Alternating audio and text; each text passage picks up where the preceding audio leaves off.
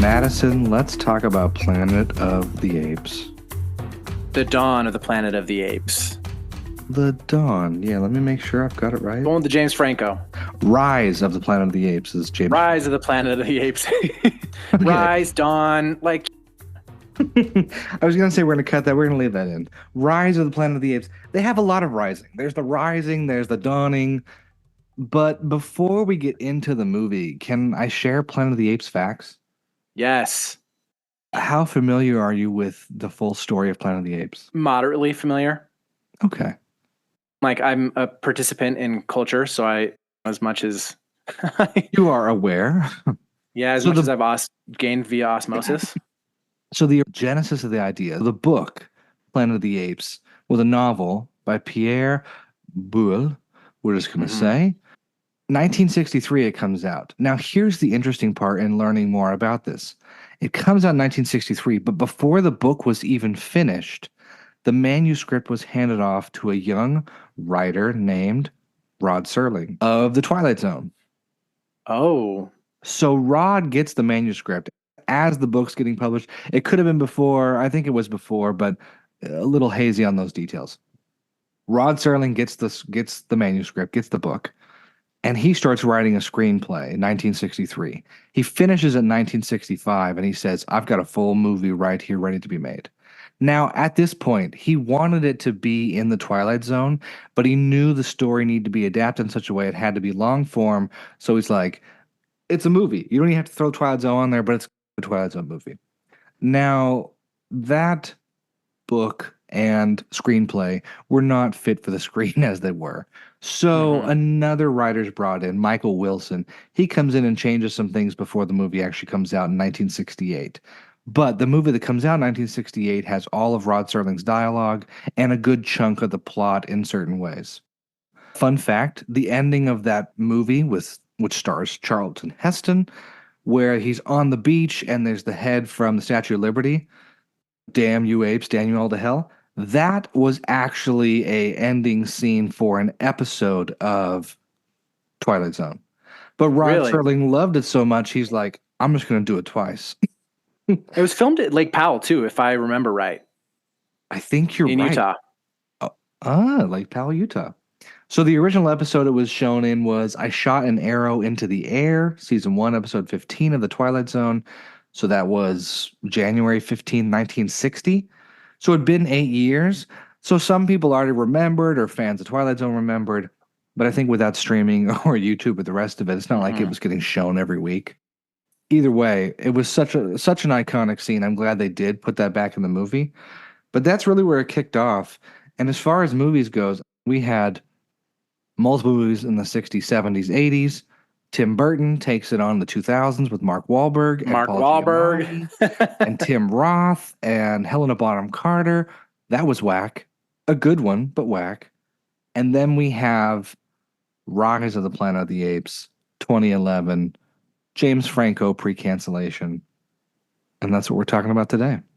Yeah, I think this, in terms of the whatever trilogy, I don't know how you reference this trilogy, the 2010s trilogy of the Apes. Serkis trilogy, I would love to call it. Yeah, okay, let's call it the Andy Serkis trilogy. I think this one's the weakest of the three. James Franco's kind of just like, I think he's a weird pick for this character. Sure, I'm not going to lie. Like, I'm not sure they casted it well. Yeah, and the funny part is, okay, so it's got a budget of 90 to 95 million. And you expect with marketing that budget's always doubled. So it's the production budget versus marketing. So usually it's an equal 1-to-1. So you think they spent $180 million on this movie? It pulled in 481.8 worldwide. So obviously good enough to spawn the trilogy. Yeah. But yeah, watching it, I'm like, this producer just loved Pineapple Express and decided he needed to cast that guy in a Planet of the Apes movie. Because Franco is not a good actor most of the time. No. He's just the line delivery, the fake excitement. I'm like, he was high before coming in to read today. It sounds like it. My dad has Alzheimer's and you just got to find it. Why? Yeah. I don't think that the acting across the board in this movie is very good. Like, Yeah. Like Draco Malfoy's character. Oh, Tom It's Felton. Yeah. Tom Felton. Like even his ham-fisted like villainy. Bad. It's just like, why is he a villain? Why is he being this way? Like it's that scene where him and his friends go into the cages at night and they're drunk. It's got one of those like old school horror film things where this is the group of like rebels and bullies and they're drunk and they're going to instigate trouble. And I'm just like, what is going on? Like, what is this movie trying to be? Like, I'm not sure it knew what it was trying to be. It didn't. And I will say, I always take umbrage with the writing as one who wants to write screenplays and knows it is difficult. Mm-hmm. But calling the medication ALZ-112 for Alzheimer's, I was like, all right, that just was pretty, that's pretty bad. It's a little on the nose. A little on the nose. And they do wrap in some character names from the old original Planet of the Apes movies. Cornelia and a couple others there. They're throwbacks. They have some throwbacks throughout of Tom Felton saying, damn you dirty apes. I'm like, okay, that's fun. Or at one point, Caesar is upstairs in his room at James Franco's house, and he's putting together a Statue of Liberty toy. I was like, all right, I get it, but like, okay, it's fine. It's a fine nod. I mean, and also in what world can a chimpanzee live at someone's house for 8 years? Without what are the like, I don't know, that just seems so insane to me. I was like, where are his droppings? He's not using the toilet. He's just really not. I don't know. Maybe he is. If he was smarter than most kids at the same age, then maybe he was using the toilet. You're right. But the urge to fling his own dung had to have been there. Like, we don't see any of that. He's that not a human. At least he's a chimp. Fun You're turn. right. It would have been. Yeah. Like, don't deny his chimpanity. Like, he had to have been flinging poo. He did, didn't he? To assert his dominance in the monkey enclosure or the ape enclosure, when he freed the gorilla from the cage, and then he coaxed the other chimp into the enclosure to be like, I'm in charge now. I think he dropped shit on him, on his head. So I think there is some kind of a reference to that happening. So yeah, in terms of like the human acting, not awesome. But I think would be a really struggle would be, I was thinking of this when I was watching it. I was like, this would be a struggle to do. How do you write scenes with characters that don't talk and can only like gesticulate and like grunt and like have some kind of body language in ways that is both believable as chimpanzee behavior, but also legible to an audience so the audience understands what's going on. Like that is a challenge. And I think they did a good job with that. Yeah, you could tell some moments you're like, oh, they're struggling with it at the moment. We have some big stars in this movie. And I think one of the funniest moments of what you're talking about is when they go to the Muir Woods, the Redwoods, and John Lithgow, who played Churchill and so many amazing roles, he's just a storied actor, is trying to talk to Andy Serkis Caesar and be like, come on, Caesar, let's go to the woods, climb the tree, Caesar. It's very odd. And I did realize, I was like, this is an action movie mixed with Curious George, because there's so much quiet grunting time where we're just going minutes of just grunting time, grunting, whooping, and just sound effects. So I hope they paid the Foley artist well, because I'm like, we've just been listening to metal cling for 20 minutes. Yeah. It did have big, strong Curious George vibes. Like I was almost expecting Jack Johnson to start playing over the soundtrack. I would be stoked to get some Jack Johnson in Planet of the Apes. I'm not positive if the Curious George route was the right move for this. It's a little too nice. Yeah. It makes me wonder if they knew that they were going to get the other two movies, if they would have done this one differently. Because I think that the tone of Dawn of the Planet of the Apes and War for the Planet of the Apes, I think the tone is very different. Okay. And so I wonder if they would have done this one differently if they'd have known where they were going to go. Interesting. Like make it more gritty and dark? Maybe, but just like I don't think James Franco is in any of the other ones. No, he dies off screen in this one.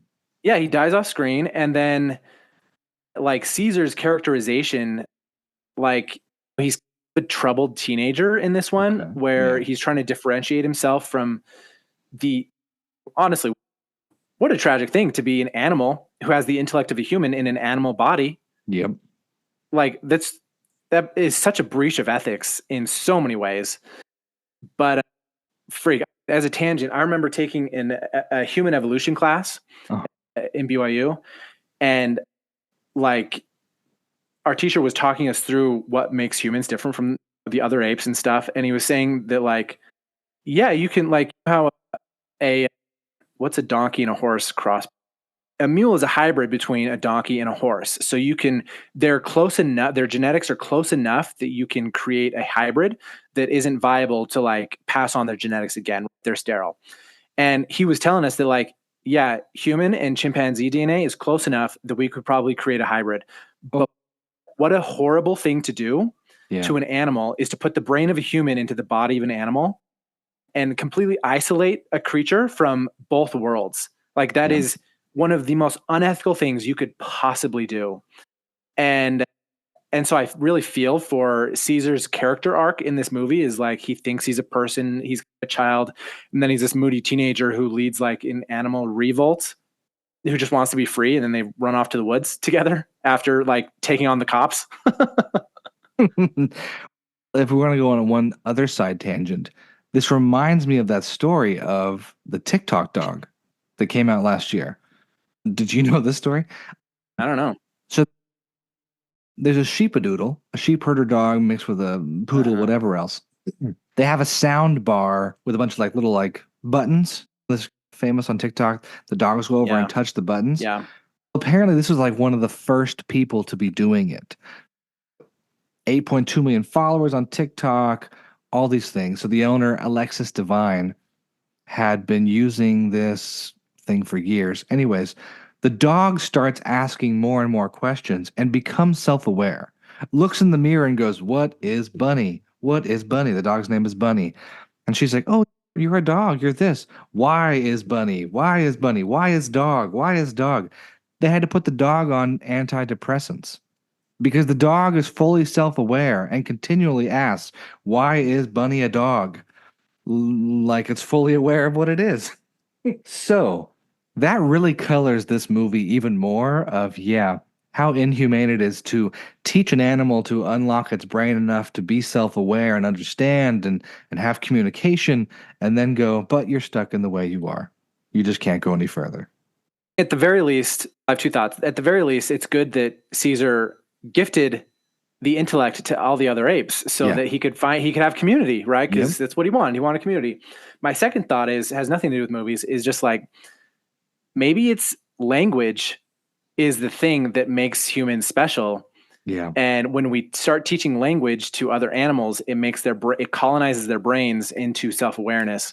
And my third tangent is that I remember seeing like just a couple weeks ago in a handful of articles that scientists were like, yeah, maybe everything is conscious. Maybe all the animals have consciousness. And maybe they're all like living beings. And I'm like, I'm sorry, what? How are you just coming to this? Like, and just like the kind of the hubris of mankind thinks that we're so removed from the rest of the world. We're so removed from the rest of the creatures. And in some sense we are, right? We are. But to think that we're so different that the other animals aren't consciously aware that they're alive and that they're creatures is it's balderdash to me. That's just, it's insanity to think that they're not. There was a Reddit shower thought where someone says, "What if orangutans know English, but they're afraid to speak because they know they're going to have to work for us?" So here's the other thing, though. Orangutans do have, there's a great study at the University of Warwick. Orangutans have a complex repertoire of consonant-like calls. More than any other ape. They know how to use their mouth, lips, and jaw as a fifth hand. They can speak and produce vowels and consonant sounds, all these things. And what someone has said is they do mimic human speech more recently, like almost like a parrot, an orangutan can mimic. but they're so smart. People are saying orangutans go quiet anytime humans are around, and if there's a camera, they're well aware. But if there's not that there and someone's just nearby, they hear them communicate and they'll stop when humans walk in because they don't want us to know they're doing stuff, which is wild. Yes, That is, consciousness. and there's also all these recent studies using AI to decode whale language Oh and my gosh, dolphins, yeah. and like these porpoises and these whales are clearly talking to each other, and like they have a language that we just can't speak. And that I think that we're getting off the Planet of the Apes thing, but this is probably one of the most like more exciting things or one of the more reasons I'm excited about AI is it's like, what if we could learn the languages of these other creatures and like start talking with them? My heart is like, that's just going to lead to more exploitation. Yeah. And the dangerous moment when you ask a monkey about something that says, "Why'd you kill my whole family? Why is my tree gone?" You're like, "We didn't Let me pay tell you this for thing these about reports." let me tell you about the economy. This Yeah. real wild thing about the economy and the invisible hand. Like taxes, those damn taxes. Those, yeah. Anyways, so back to the Planet of the Apes. Back to the Planet of the Apes. I was going to say about the writers, Amanda Silver and Rick Jaffa. So they write Rise in 2011. Then they write Dawn together. Then they write Jurassic World, which I did not know. Then they write In the Heart of the Sea, which came out in 2015 with Chris Hemsworth, where he's going out to rescue a boat in the 1800s. Then they wrote War for the Planet of the Apes, and then they wrote Mulan, and they did the screenplay for Avatar: The Way of the Water. So they have been doing more, and I'm glad they're working together on everything because that's a pretty good resume. It is. But cool to know that they got this one. To me, it sounds like, from an outsider, this had a lot of studio notes. And once it won not won all the awards, once it had quite a huge box office success, they got more leeway to write what they wanted to write. Yeah. Because I was frustrated at some point to see the monkeys stopping each other from killing the humans or beating them up, which was cool of Caesar, but I was like, I can tell they want this to be a more gritty attack movie. Yeah. Yeah. I thought what was cool was they didn't like the whole going to Mars thing was not a main part of the plot. It was just like a couple throwaway. Oh, you see this on the newspaper. You see this on the screen. Oh, the rocket's lost to space. And so it's just like for people who are aware of the original Planet of the Apes story, like this is going to be something for you. And if you have no idea, then you're just not even going to be aware. They'd be like, why are they talking about Mars? I don't get it. Yep. Yeah, I do like in a way that it has enough callbacks while treading brand new ground of we don't just want to spit out the same thing over and over again. That I think was a downfall of Tim Burton's one of it was just his sensibilities over the same story. It didn't do a whole lot that was new. There's some pretty terrible lines. Tyler Labine plays Robert Franklin, who's James Franco's assistant. And when the first ape, Bright Eyes, breaks out and shakes things up, and they have to kill it in the first scene, which leads to finding Caesar as a baby and taking him home, Robert Franco says, I can't take him home. He's a monkey. And then Robert Franklin says, he's not a monkey. He's an ape. And then Franco's line to follow is not anything great. He says, Franklin, no, I can't. It's company property. It just like, it was like a bad BBC TV movie. It just was not the right line. Yeah. But we do get some bangers from Brian Cox pre-Succession, which was great. Yeah. He plays the enclosure owner, bad guy. Yeah. Anyways, anything he shows up in is going to be better. So some good moves, some bad moves. I wish that they had centered him more as the villain instead of Tom Felton, right? Great, cool. I love Tom Felton. He can play a little bit more of a ham-fisted villain than Brian Cox probably can in this context, but make him a little bit more complex then. And you don't need Tom Felton. You don't need that ham-fistedness. You're just sounding like Mean Girls. Stop trying to make Tom Felton happen. This was the moment of he didn't work in this movie and he didn't work much afterwards.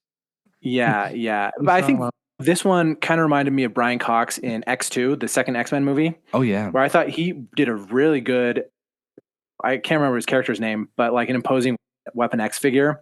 Yeah. The kind of the similar vibes here, and it makes me want to watch those original X-Men movies again. Those are good movies. Yeah, it had some great moments. Your ape, he spoke as a moment of revealing. Guess what? Caesar can speak. That was a weird no. It was a choice. Yeah. Gravelly, not too human. That was great. Yeah. But even then, it felt a little like the Darth Vader no at the end of Revenge of the Sith. Yeah. Okay. I can see why that is the choice to his first word, because his whole character arc is of rebellion and of like finding community through doing the exact opposite of what people around him want. And he needs to learn how to say no to the people around him. And so having no be his first word, like, I get it. Was it executed the best way? I don't know. I'm not a Hollywood writer. I don't know. Can I tell you my metaphor moment that I was like, this is probably digging too deep in, but I like it.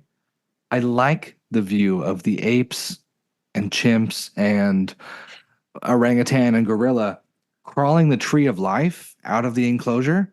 The big center tree there, the tree of knowledge, rather, not tree of life.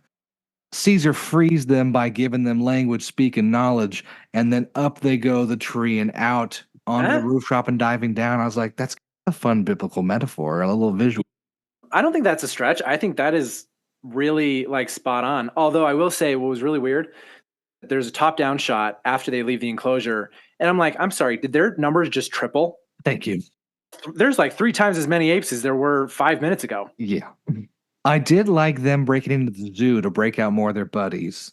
Yes. And sometimes I'm like, it's a stretch, but it's fun, but it's a stretch. Them pulling the bars that then become the spears, which in the old movies, they always had the spears and stuff. Mm-hmm. It was a fun thing, and throwing it through that animal, what do you call it?